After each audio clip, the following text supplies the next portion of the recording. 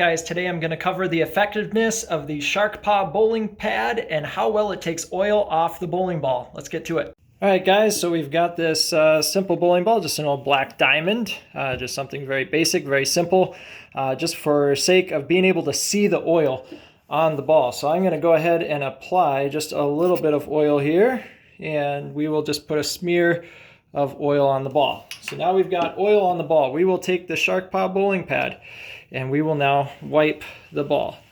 And what we're doing here is taking the oil off the ball, little flip, repeat, and you can see how that oil comes clear off that ball. That is dry,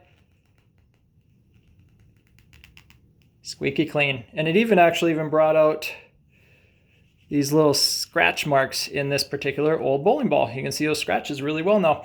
All right, guys, it cleans deep and down into the deep layers. You can see that this fabric is very thick, very plush, so you're not gonna have to worry about it wearing out on you. So guys, that's the Sharkpa bowling pad, made right here in the USA, sewn, handcrafted in Sauk Rapids, Minnesota, and ready for shipping when you are. Sharkpa. Hoo-ha-ha!